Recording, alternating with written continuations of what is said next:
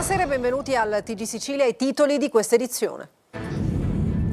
La visita di Sergio Mattarella a Niscemi, la città ferita a Valafrana, le voci degli sfollati e l'appello a non lasciare solo un territorio sospeso. Prima di lasciare la città anche una tappa nella scuola Mario Gori, dove sono state trasferite le classi rimaste senza sede. Il capo dello Stato si è recato poi a Palermo per partecipare a un convegno con gli avvocati.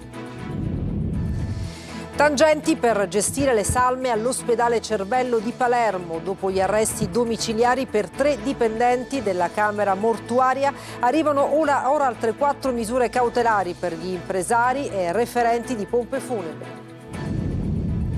Truffa all'Unione Europea, l'ex senatore di Alcamo, Nino Papania, rinviato a giudizio. Con lui altre 9 persone. L'inchiesta è sui fondi regionali e comunitari destinati a corsi di formazione in Sicilia, che per l'accusa sono stati usati per assumere come tutor e docenti i figli e parenti di politici. Catania, semafori sincronizzati per evitare ingorghi e rallentamenti. È entrato in vigore il nuovo piano viario messo a punto dalla Polizia Municipale e dall'Ufficio del Traffico Urbano del Comune di Catania per migliorare la viabilità in uno dei tratti più congestionati della città. Un telescopio studierà l'universo dal Mediterraneo a 3.500 metri di profondità. È un progetto dell'Università di Catania in collaborazione con altri 7 atenei e l'Istituto di Fisica Nucleare. E poi il calcio, il Palermo vola in casa e rilancia la sua candidatura per la promozione diretta. Rosanero quarti a 3 punti dal secondo posto che vale la Serie A.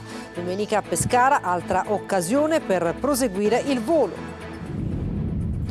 Il Catania aspetta il big match, i rossazzurri vincono con il Giuliano e ora guardano al futuro. Sono attesi da 3 partite decisive in 9 giorni.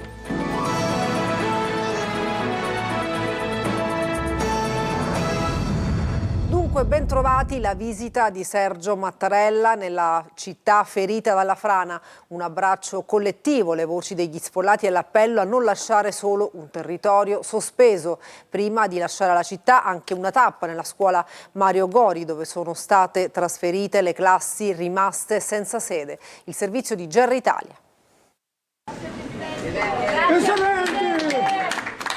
Un applauso lungo, caldo e ininterrotto ha accolto il Presidente della Repubblica Sergio Mattarella, arrivato per testimoniare la vicinanza dello Stato a una comunità, quella di Niscemi, travolta da una frana che ha spezzato quartieri, case e vite. La visita inizia dall'alto e in elicottero Mattarella sorvola l'area colpita per rendersi conto dell'estensione dei danni, poi l'ispezione nella zona rossa, il perimetro dove il terreno ha ceduto e dove oggi restano solo macerie, transenne e silenzio. In piazza davanti al municipio lo attende una folla composta ma carica di emozione. Grazie Presidente, gridano in coro, e tra le strette di mano e gli sguardi si leva anche un appello: non si dimentichi di noi. Tra i volti segnati dal dolore c'è quello di Roxana. La sua casa si trovava a pochi metri dal baratro aperto dalla frana. Oggi vive ospite da parenti con poche cose salvate in fretta. Davanti al capo dello Stato racconta la sua storia, simbolo di oltre 1500 sfollati. Gli ho detto abitavo, ormai non abito più, a 20 metri dal taglio. E anche lui giustamente si è dispiaciuto, mi ha detto: allora hai perso tutto. Sì, ho perso tutti i miei effetti personali,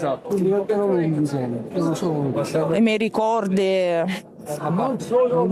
So tutto. Poco distante Roberto, architetto, non riesce a trattenere le lacrime. La sua abitazione è stata tra le prime a crollare. Il dolore riaffiora mentre prova a spiegare cosa significhi perdere tutto in un attimo: la casa, i ricordi e una vita intera. Speriamo che la prima cosa che facciano è il risanamento del costone, il convogliamento delle acque, perché è una cosa importante, perché fra 10-20 anni ci ritroveremo questa è la chiesa madre.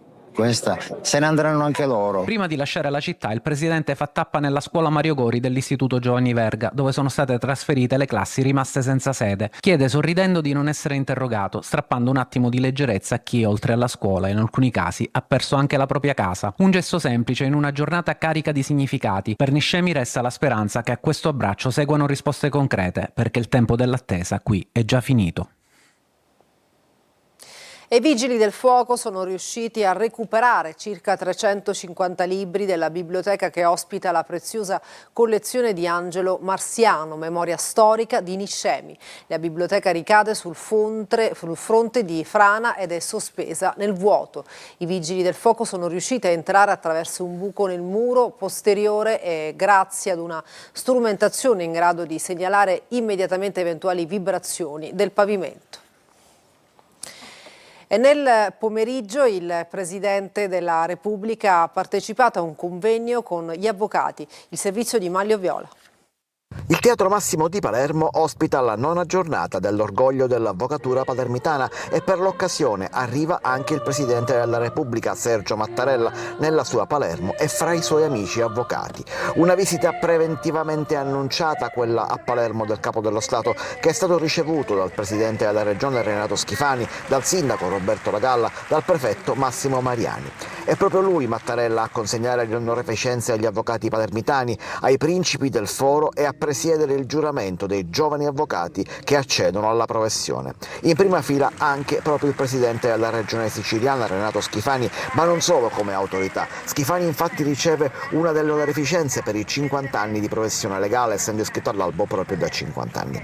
Mattarella ha consegnato onorificenze anche agli avvocati iscritti da 65 e da 60 anni, oltre quelle per i 50 anni. Visibilmente emozionato il decano degli avvocati palermitani, l'avvocato Guido Corso, destinatario dell'onorificenza per i 65 anni di professione. Al suo arrivo al Teatro Massimo, il Capo dello Stato era stato salutato da un lungo applauso tributatogli non solo dagli avvocati, ma anche dai palermitani, dai passanti e persino da alcuni turisti che si trovavano in zona, ai quali Mattarella ha rivolto un saluto prima di salire la scalinata del teatro. E cambiamo argomento, tangenti per gestire le salme all'ospedale Cervello di Palermo. Dopo gli arresti domiciliari per 3 dipendenti della Camera mortuaria arrivano ora altre 4 misure cautelari per gli impresari e referti di pompe funebri. Orazio Longo.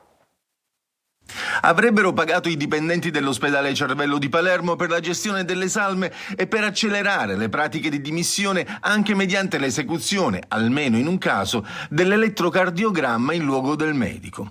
Gli agenti della sezione anticorruzione della squadra mobile, su delega della procura, hanno eseguito un'ordinanza del GIP con la quale sono state applicate misure cautelari dell'obbligo di presentazione negli uffici della polizia giudiziaria nei confronti di 4 titolari e referenti di imprese funebri locali accusati a vario titolo di corruzione per l'esercizio della funzione e per atti contrari ai doveri d'ufficio connessi alla gestione delle salme dei defunti presso l'ospedale Cervello Villa Sofia di Palermo. Nei giorni scorsi erano stati posti agli arresti domiciliari 3 dipendenti della Camera mortuaria dell'ospedale indiziati di appartenere a un'associazione a delinquere finalizzata a reati di corruzione.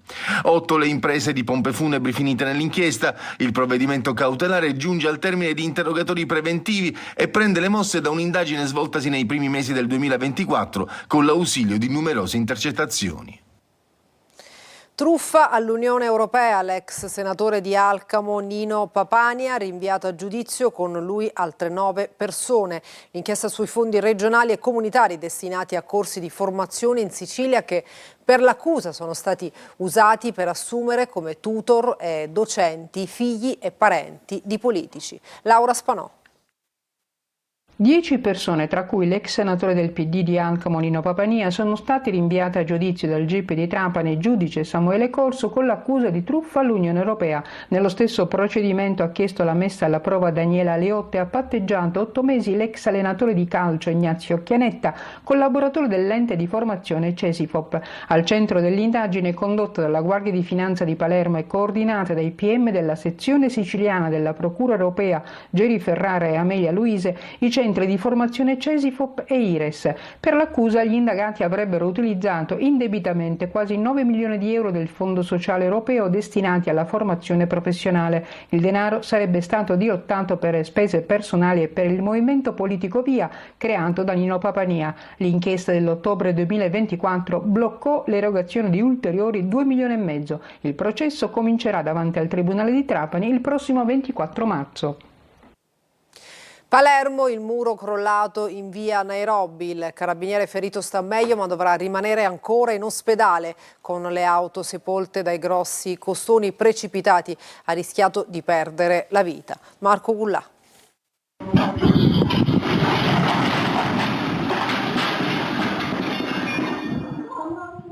Eccolo il momento esatto in cui il muro di via Nairobi a Palermo è crollato sulle auto in sosta, ferendo anche un uomo di 55 anni. Una tragedia sfiorata. Le auto sepolte dalle macerie, grossi pezzi di muro che hanno devastato le vetture. Poteva avere certamente conseguenze peggiori, per fortuna no, il crollo del muro in via Nairobi. Guardate, auto sepolte, anche un ciclomotore praticamente in mezzo a due auto, gente che si è salvata grazie al tempismo di scappare subito via dall'auto. Poi ad esempio i rifiuti cosa mettiamo qua e andiamo uscendo con La mia figlia ha posteggiato e ha trovato questo. Questo signore Sì.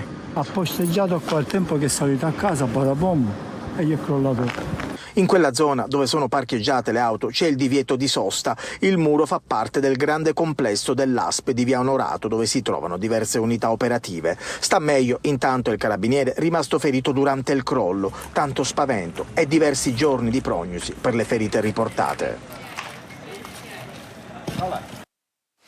A Catania semafori sincronizzati in via Vincenzo Giuffrida, angolo Corso delle Province, e via D'Annunzio per migliorare la viabilità in uno dei tratti più congestionati della città. Funzionamento e prime impressioni nel servizio di Tonino De Mana.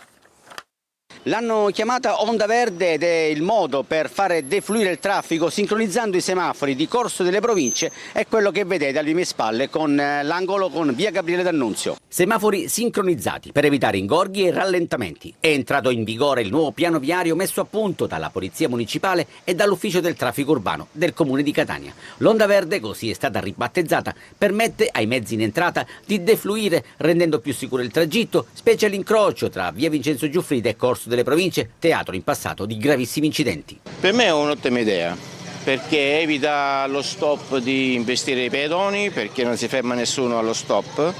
Ora col semaforo sono obbligati a fermarsi. In passato ci sono stati diversi incidenti mortali e questo garantisce un po' più di sicurezza. Più sicuro, più snello e meno rumoroso. Io lavoro qui, la cosa che ho notato fin da subito è c'è un po' più ordine, questo sì, e meno rumore. Vediamo come viene calibrato, secondo me finora anche la strada è molto libera. Dalle prime impressioni, pareri positivi, ma bisognerà aspettare qualche giorno per testare gli effetti. Per agevolare il deflusso delle auto tra le 7.30 e le 9.30 è stato disposto il divieto di sosta sul lato sinistro in modo da utilizzare entrambe le corsie di marcia. A Canicattì si va verso la class action, una denuncia collettiva dopo la raccolta di oltre 2.000 firme contro la gestione dell'acqua da parte dell'AICA, l'azienda idrica dei comuni agrigentini. Davide Sarto. Oltre 2.000 firme raccolte e una partecipazione che segna un punto fermo nella protesta contro la gestione del servizio idrico a Canicattì, nell'Agrigentino. La raccolta si è conclusa con successo e adesso si passa alla fase operativa, una class action contro AICA, mentre cresce la richiesta di trasparenza su costi, turnazioni e qualità del servizio. Stiamo cercando tantissimo di riuscire a fare un tavolo tecnico affinché le forze politiche, gli enti, il sindaco, tutti coloro i quali sono attori di questa problematica si possano sedere attorno a un tavolo e possano pian piano risolvere i problemi della nostra Canicattì. Due iniziative diverse nate in parallelo ma con lo stesso obiettivo: difendere i diritti dei cittadini e fare piena luce su anni di disservizi e problematiche irrisolte. L'emergenza idrica è stata la scintilla che ha fatto esplodere un malcontento diffuso tra famiglie costrette a fare i conti con rubinetti a secco e forniture discontinue. Ora inizia questo cammino, qualcuno l'ha definito battaglia. Noi lo definiamo cammino, il cammino della verità è il cammino che ci porterà a sapere come e perché la nostra città deve continuare a soffrire, oltre che l'assenza dell'acqua, anche certe mortificazioni. Da un lato l'azione legale collettiva, dall'altro la richiesta di accesso agli atti per verificare procedure, scelte amministrative e responsabilità. L'iniziativa dei cittadini adesso si sposta nelle sedi competenti con l'obiettivo di ottenere risposte concrete e soluzioni definitive. Presentati a Catania i risultati di una ricerca scientifica dell'università in collaborazione con altri 7 atenei e con l'Istituto di Fisica Nucleare che ha progettato un telescopio che studierà l'universo dal Mediterraneo a 3.500 metri di profondità. Simona Mazzone. Un telescopio sottomarino a 3.500 metri di profondità e a 100 chilometri dalle coste siciliane che studia l'universo dagli abissi del Mar Mediterraneo. È il progetto dell'Università di Catania in collaborazione con altri 7 atenei d'Italia e l'Istituto Nazionale di Fisica Nucleare. Oltre 3 anni di attività nei fondali di Capopassero al largo della Sicilia per l'osservatorio sottomarino per neutrini. Quello che noi stiamo cercando di capire è come fenomeni estremamente catastrofici, che sono quelli che regolano la vita dell'universo, ci siano dei fenomeni nuovi, magari collassi di intere galassie che formano plasmi di altissima temperatura che permettono di arrivare all'accelerazione di particelle cariche ad altissime energie a cui noi non possiamo arrivare sulla Terra, e quindi questo potrebbe anche aprire alla materia oscura, alla comprensione della materia oscura o ad altri fenomeni. Un investimento notevole, 67 milioni di euro del PNRR per scoprire i moti dell'universo. E se non avete mai visto un osservatorio sottomarino, ve lo mostriamo. Ognuno di questi oggetti misura il debole segnale luminoso che le particelle che vengono dallo spazio rilasciano in acqua, ma con migliaia di questi oggetti noi riusciamo a ricostruire la traccia delle particelle prodotte dal neutrino e quindi ricostruire la direzione di provenienza del neutrino. Il progetto è ancora in itinere e i risultati potrebbero sorprenderci. La Terra è in pericolo? No, assolutamente, viviamo benissimo. E adesso sentiamo dai nostri inviati un contributo direttamente da Sanremo. Sentiamolo. Dito nella piaga all'Ariston per la prima volta da solista. Quest'anno come ti senti? Beh, sono molto contenta, molto energica, carica. Poi è la prima volta che mi faccio un Sanremo in gara senza Covid, perché io il primo che ho fatto con Donatella era col Covid, quindi non c'erano tutte queste attività e insomma c'è da divertirsi. Porti quest'anno per la serata dei duetti un po' di Sicilia, con te Tony Pitoni. Beh sì, Tony è veramente un cantante eccezionale, un artista bravissimo, grande performer, poi vedrete. E spero mi inviti pure a casa sua a Siracusa. Allora ti aspettiamo in Sicilia e in bocca al lupo per questo festival. Crepi il lupo. E proprio nei giorni di Sanremo a Militello Val di Catania un grande murales celebra Pippo Baudo, scomparso la scorsa estate, un omaggio della sua città, già meta di pellegrinaggio da tutta Italia. Eva Spampinato. Un abbraccio lungo un'intera parete. A Militello Val di Catania il volto di Pippo Baudo torna a casa grazie a un grande murales voluto e scelto proprio dagli stessi cittadini. L'opera, firmata dal maestro Ligama, compare proprio nei giorni del Festival di Sanremo, quest'anno dedicato al Pippo nazionale. Una scelta partecipata, spiega il sindaco Giovanni Burtone, un modo per dire grazie ad un artista che non ha mai dimenticato le sue radici e che per oltre 60 anni ha raccontato l'Italia in televisione. Il murales è già meta di turisti e curiosi arrivati in pullman da ogni parte del paese. Molti chiedono di visitare anche la tomba monumentale del presentatore, voluta da lui stesso a Militello e oggi protetta da sofisticati sistemi di sicurezza. E non finisce qui. In arrivo una targa all'ingresso del paese con una scritta semplice e chiara: Militello, la città di Pippo Baudo. Un legame che il tempo non ha mai cancellato. E adesso una pausa, tra poco il calcio.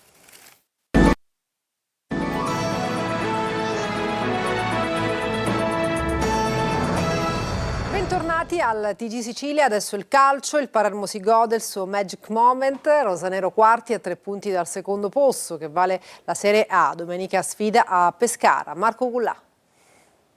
Corsa, gol, difesa solida ed effetto Inzaghi. Ecco i segreti del Palermo che quarto in classifica si ritrova a 3 punti dal secondo posto e quindi dalla promozione diretta.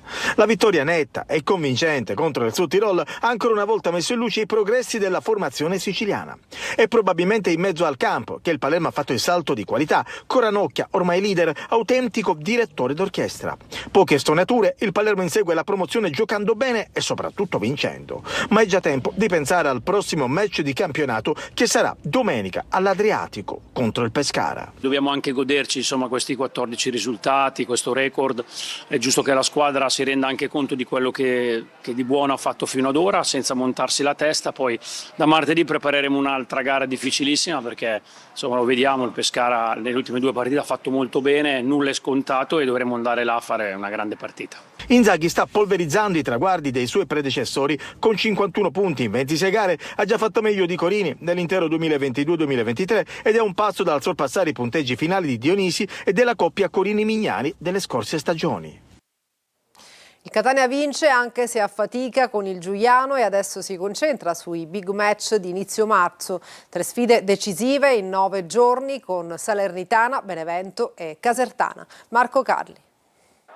Vittoria e numeri da record in casa, il tutto dopo una partita scorbutica con un primo tempo giocato male, ma il Catania con il Giuliano conquisti 3 punti grazie alla sua maggiore qualità, agli innesti di cui può giovarsi Toscano a partita in corso. Uno di questi è D'Ausilio, autore dell'ennesima buona prestazione del periodo. Sì, guarda, il mister come ogni settimana dice di star concentrati, quindi io per questa maglia, per questa piazza, finché sarò qui darò il massimo. D'Ausilio ha trascinato col suo gol e con la sua verve dopo che nel primo tempo gli etnei avevano subito il 4-5-1 in fase di non possesso dei campani, che valeva una superiorità numerica a centrocampo. Nella ripresa tutto cambia, con Jimenez dare qualità in mezzo e D'Ausilio, appunto, oltre a Bruzzaniti e Forte, che si ferma dopo il gol. Questa è la notizia negativa per Toscano in vista della Salernitana, con Caturano che è mancato nelle ultime 2. Caturano pensiamo di recuperarlo. Forte, io in questi 2 giorni l'avevo visto un pochettino stanco, dai valori che vedevo, da quello che avevamo rilevato,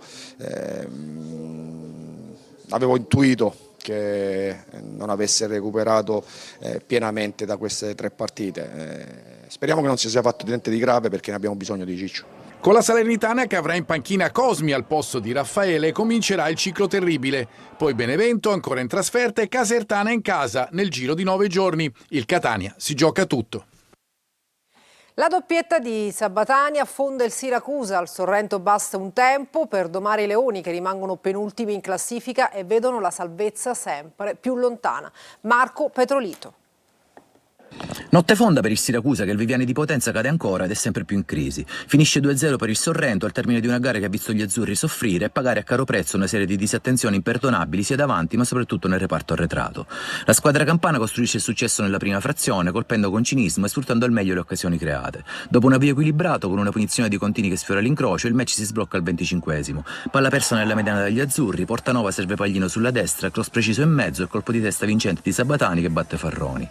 Azzurri che provano a reagire dopo la mezz'ora con un sinistro di Frisenna parato da Del Sorbo, ma subito dopo incassano il gol del raddoppio campano.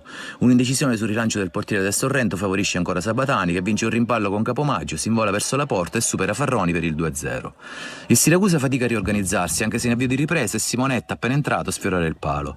La squadra di casa però controlla con ordine e si rende pericolosa sempre con lo scatenato Sabatani, che al 63esimo sfiora anche la tripletta personale. Ospiti che non demordono, provandoci nuovamente al 75esimo ancora con Simonetta, che impegna Del Sorbo, ma è troppo poco. La sconfitta pesa tantissimo e lascia gli Aredusei al penultimo posto in classifica ed in una situazione sempre più disperata. Ora l'attenzione si sposta sulle vicende extracampo, con tanti dubbi sul futuro societario e la penalizzazione in arrivo tra pochi giorni per uno scenario decisamente incerto e tutto da decifrare. Una breve pausa, tra poco per altri aggiornamenti.